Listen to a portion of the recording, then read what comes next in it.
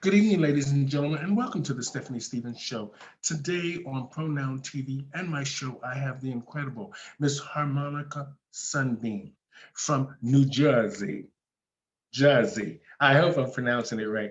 And today I asked her to be on the show because I think that she's a trailblazer, somebody that's made a real difference within our community. She's been featured in the New York Times and she does lots of radio talk shows and she has something very interesting. We're going to talk about it, the Storybook Hour in public libraries. Who would ever guess a drag performer or a drag queen would be in our public libraries? So today on the show, I want to just welcome Miss Harmonica Sunbeam. How you doing, girl? Hi, how are you? I'm fine. I'm fine. It's a nice Monday afternoon here in New Jersey, and the weather's not so bad. It's about 40 degrees, so that's doable. You can still run your errands and not feel like, oh, I'm not leaving the house at all. So today's a good day. Wonderful. Well, you look beautiful.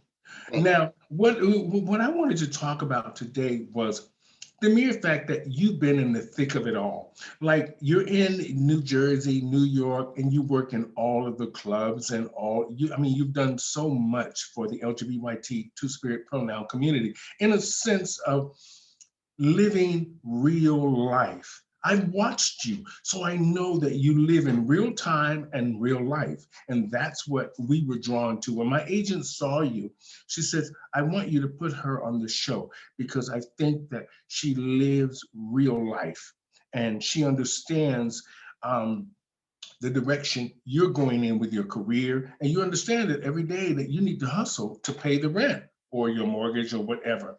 Mhm. Now, where are you actually from?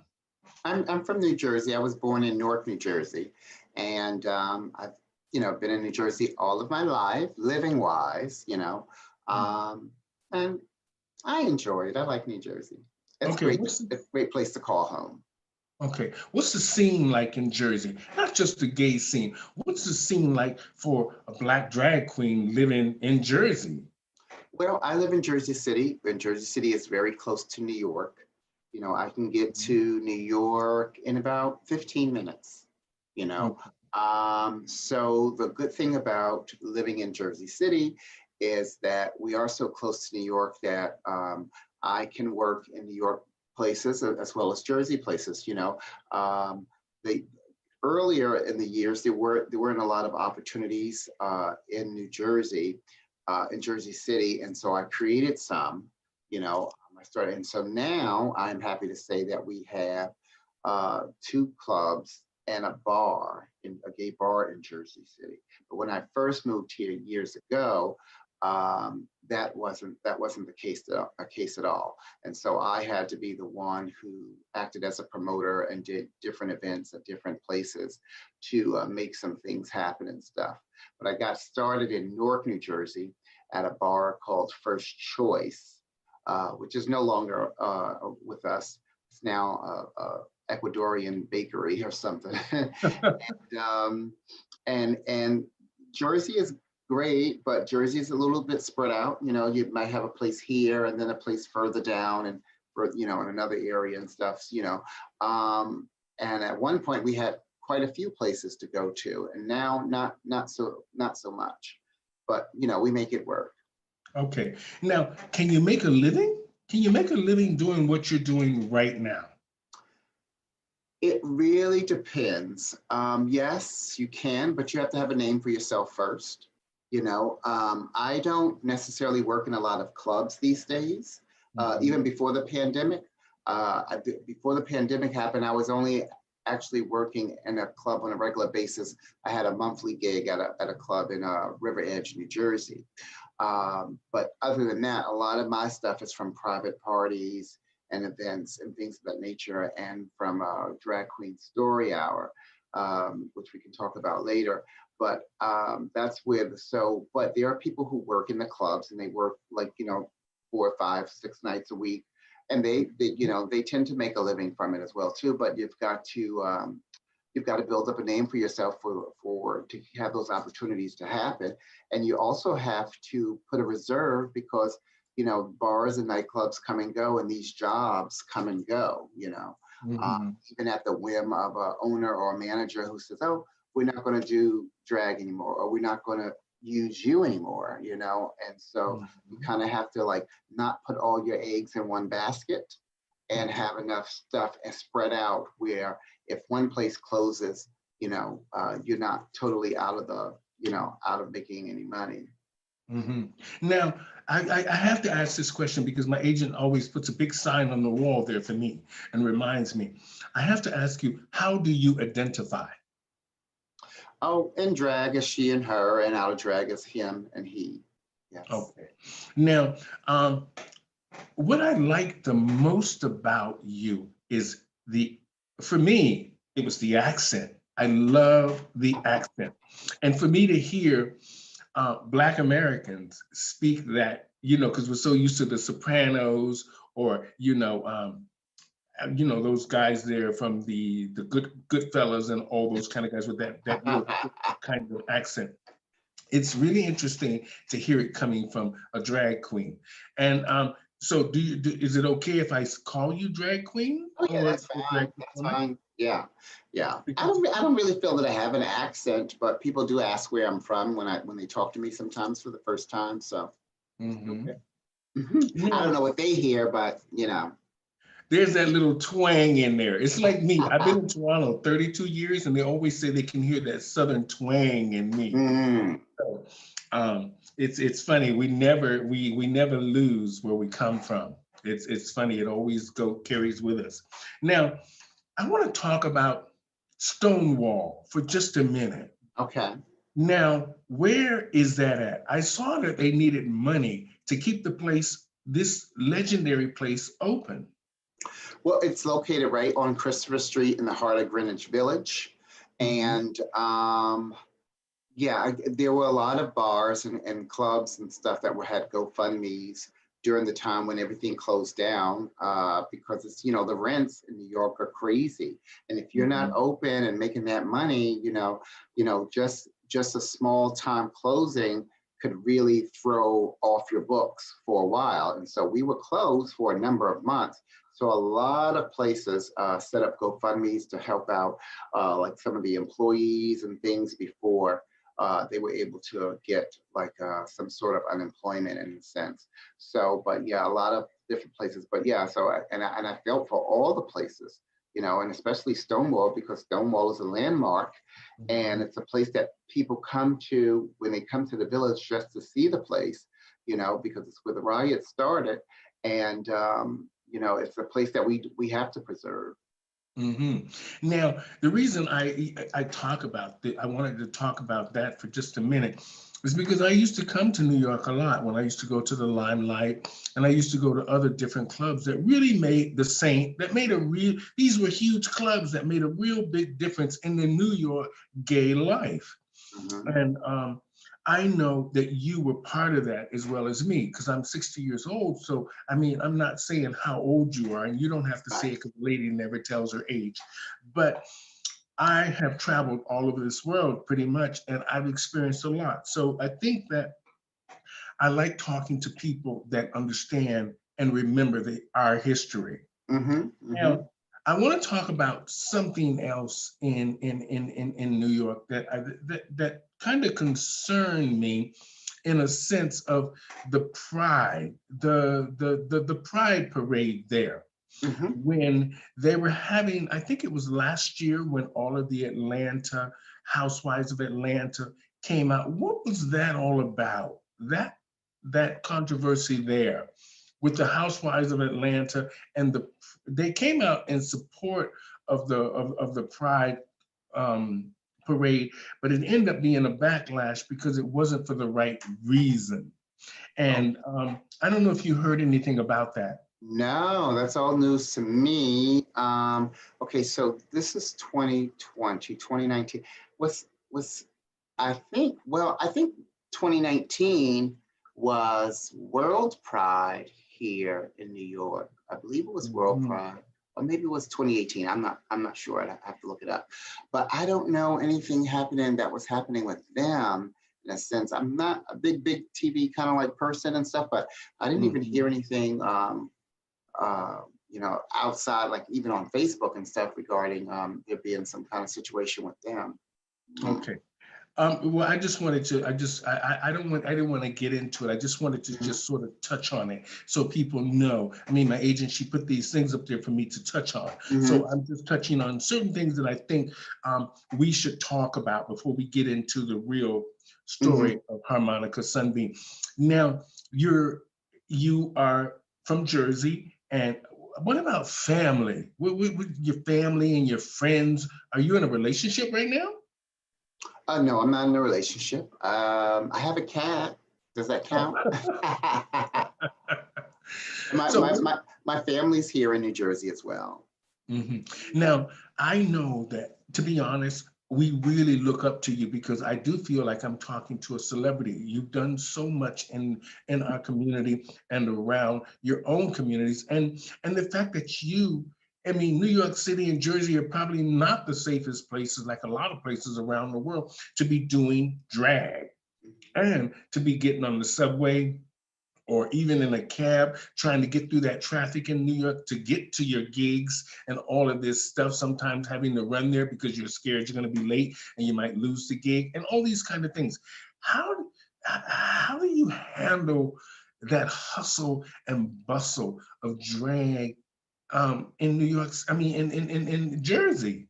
Well, I think it's a matter of preparation. A lot of times, I don't drive personally, but I will Uber to some events depending on where they are. Some events I'll go there and I'll get ready there depending on the conditions of the dressing room. All dressing rooms aren't created equal and stuff. So if it's a place that I can comfortably get dressed at, I will leave the house a little bit earlier and I'll go there and I'll get dressed.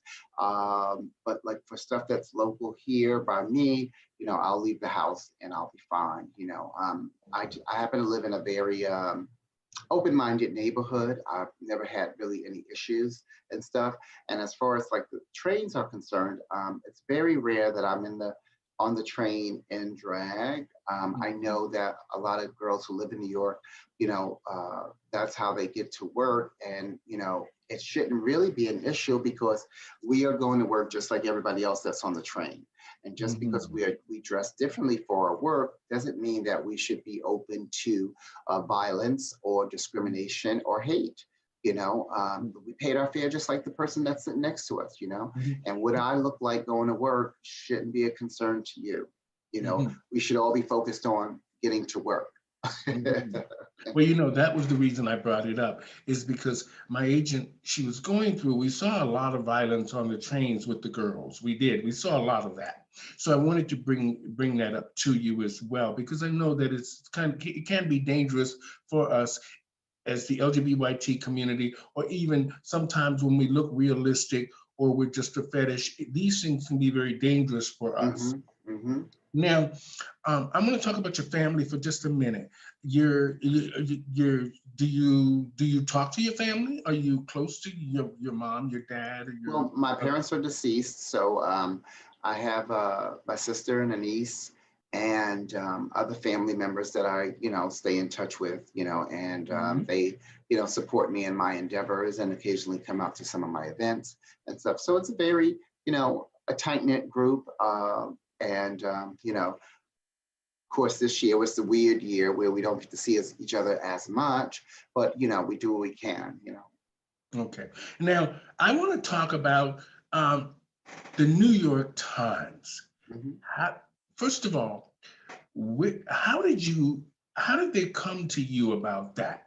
Or did you have an agent or something that the New York Times was interested in your story? How did that come about? Well, the New York Times story is in regards to Drag Queen Story Hour, and Drag Queen Story Hour was just taking off in New York, and it was kind of like the right place, right time kind of situation. I believe that they were going to cover that event regardless of who was going to be doing it, and it just happened to be me. It also just happened to be my first ever Drag Queen Story Hour reading. So it was, it was my first day on the job. I'm already nervous. I have 75 pre-K and kindergarten kids coming from the school that's close to the library.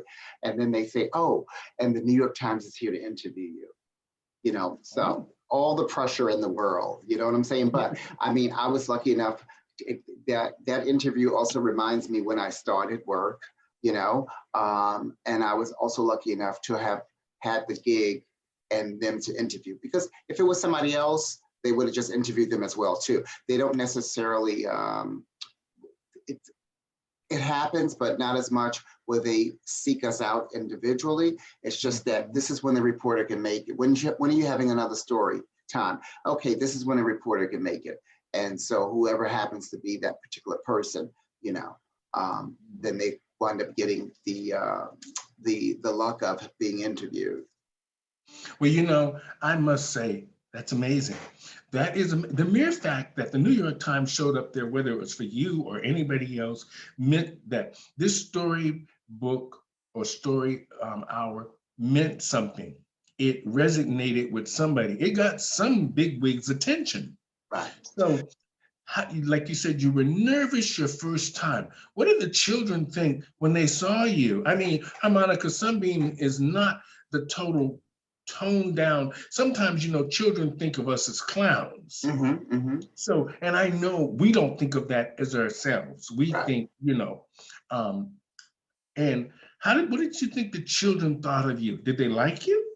Oh, they were very engaged, and one thing about, the children, their emotions are real, when they are excited about something, they show their excitement. Sometimes, our audiences, our adult audiences and gay spaces can be a little jaded, and not give you the love and the energy as a performer that we need and deserve. So working with the kids, you always get that wow, and I always say that, if I can get to them through the stories, or get to them through costumes and jewelry and all of that stuff, there's different people appeal to different things, and you want to be able to have them engaged in one way or another, even if there was a kid in the audience that didn't hear a word I said, but was just fascinated by my jewelry, and it was just like that, that kid could be like, wow, when I grow up, I want to make jewelry, or something there's certain things that appeal to different people, and you just never know how you're going to touch people, when talking to a large group of people, and especially kids.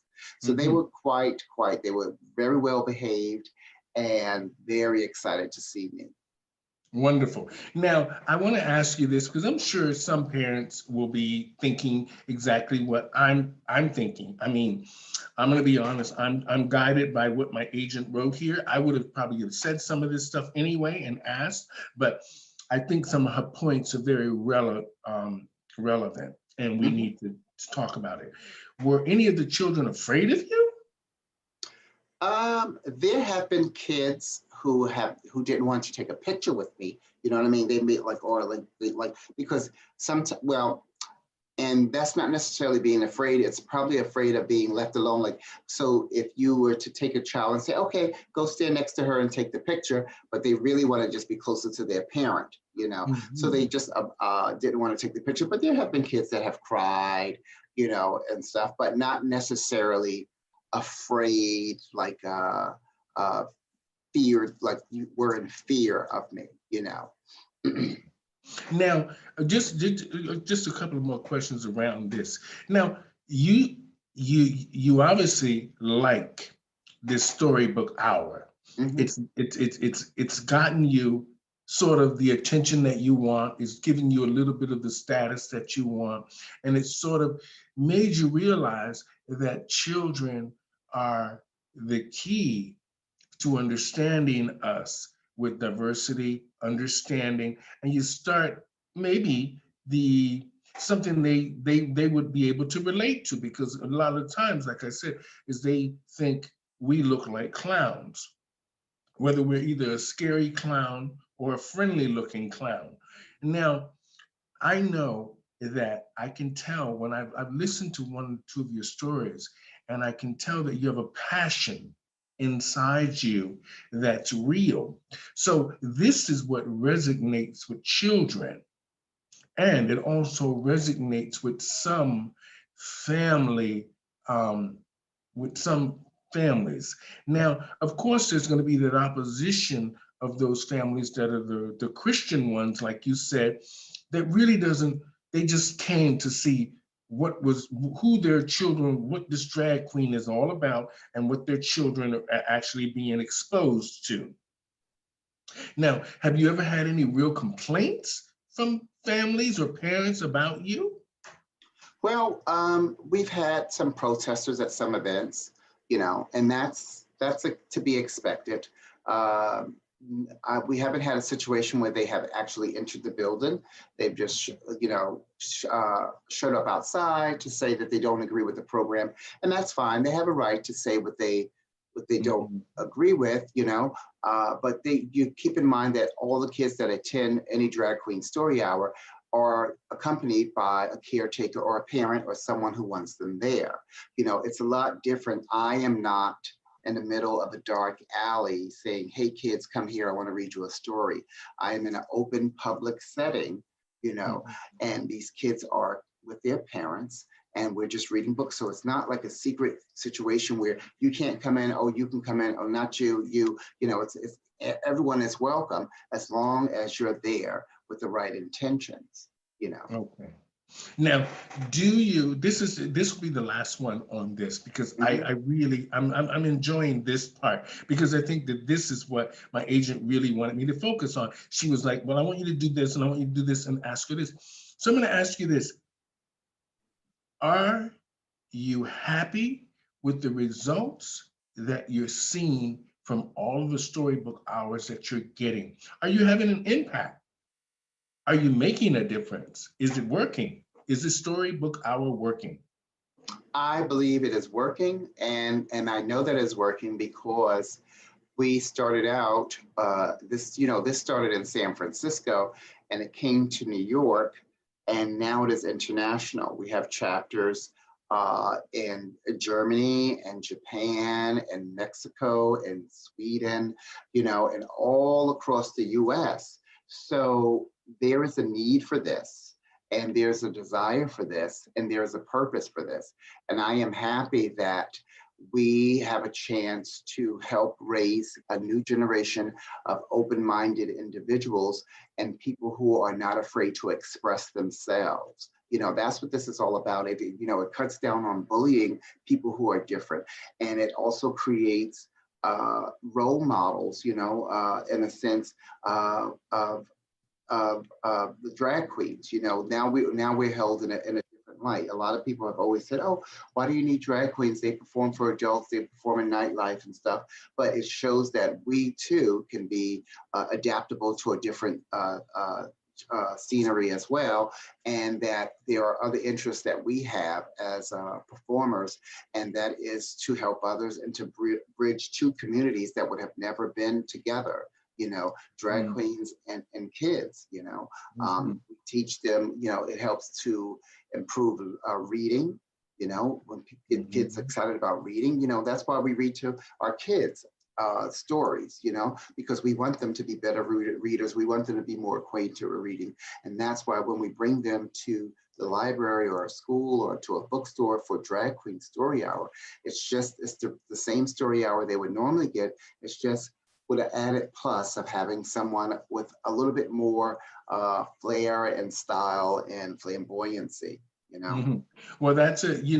We know children like shiny things and colorful things, so Hmm. they can relate to a lot of this. Hmm. I think, in a sense of the colors and the shiny things, the excitement of it all.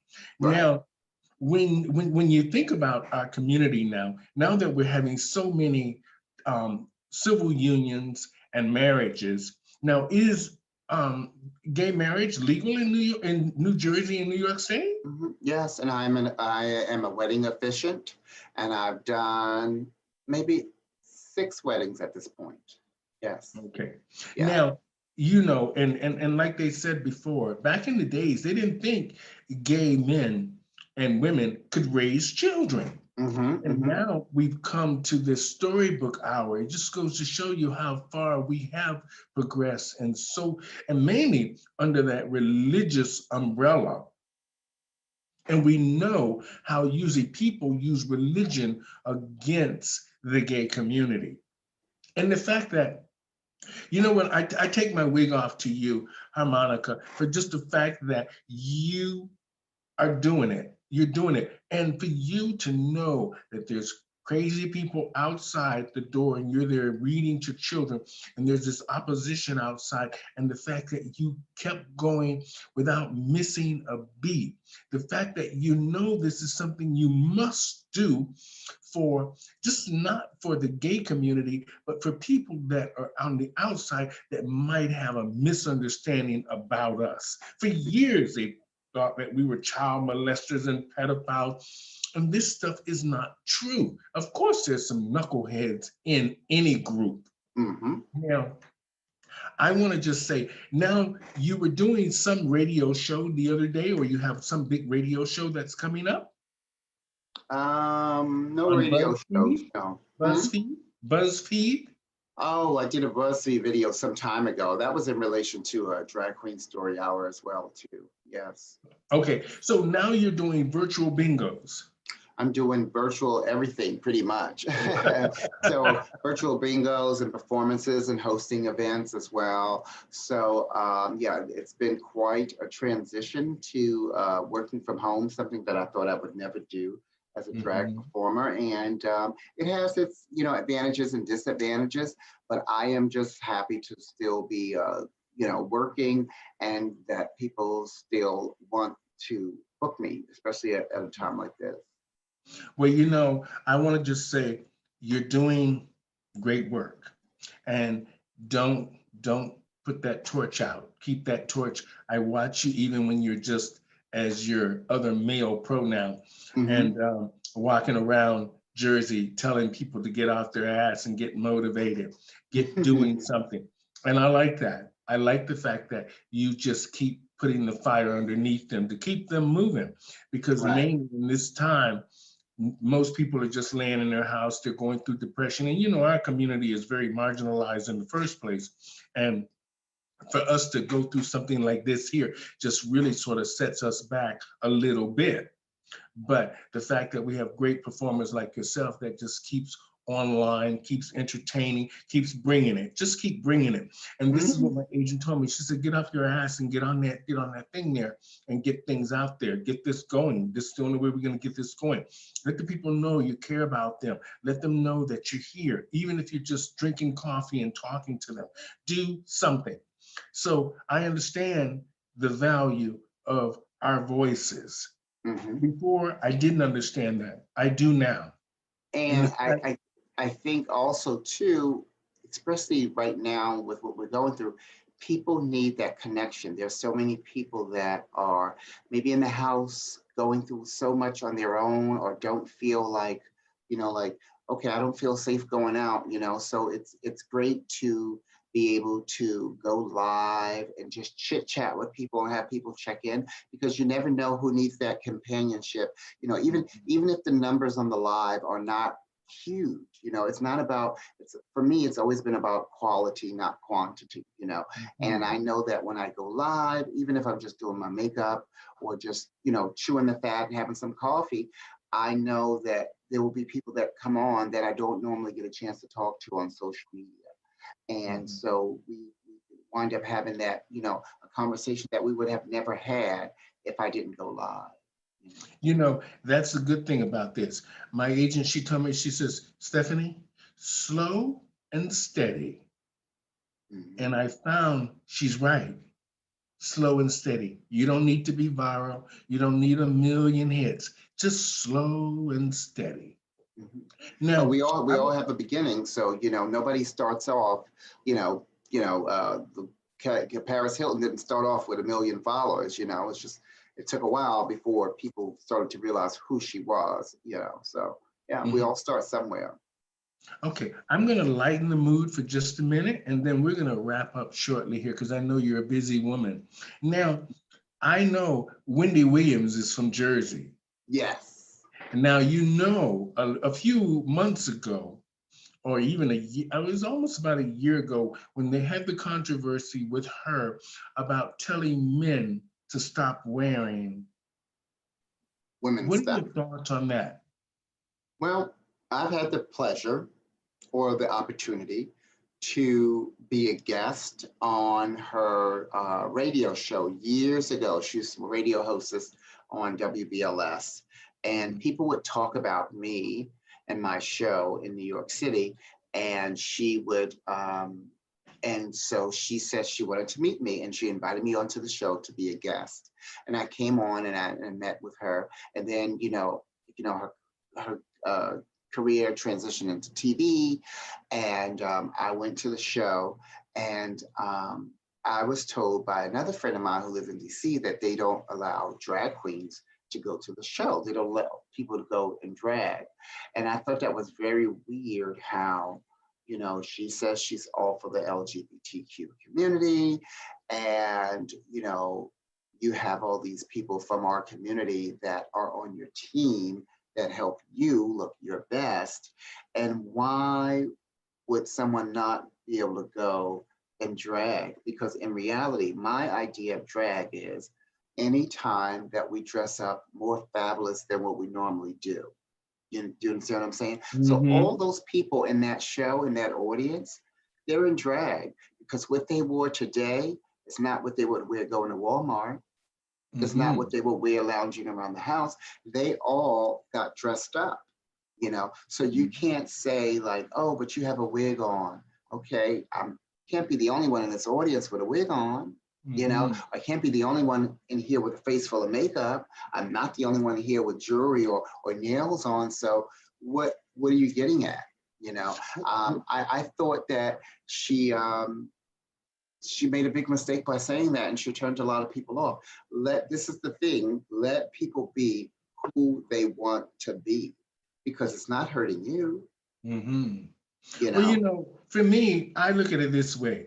If the booking people or the production company or whoever is contacting your agent or contacting you, if they're hiring Harmonica Sunbeam, that's who we need to see. Mm-hmm, mm-hmm, We want to see the woman that is getting all of the attention. We don't want Janet Jackson to come with no makeup on and no wig on and no stuff and looking like Janet Jackson. If we're hiring Harmonica Sunbeam, that's who we want to see. And if just in case that you're a drag queen, then that's what we want to see, that drag queen.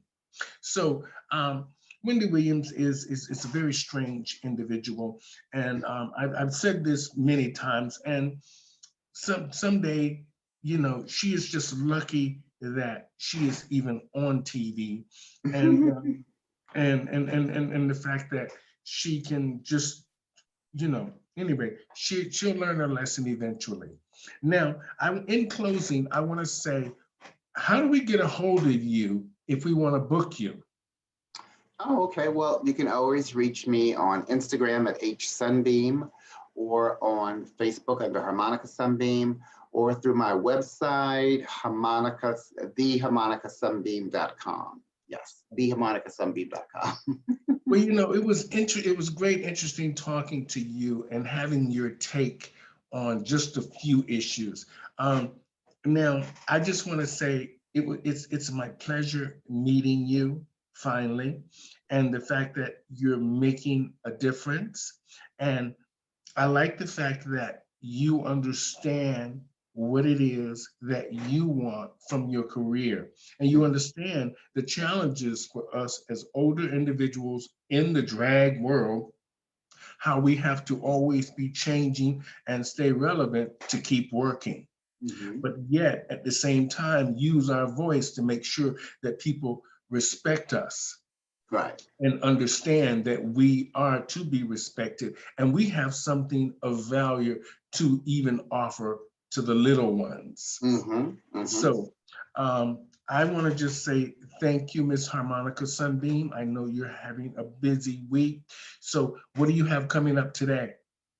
I have a show I'm going to be doing. There's a fundraiser for a councilwoman, and I'm going to be performing in between speakers today. So that's a little bit later on today, but I'm also I'm decluttering.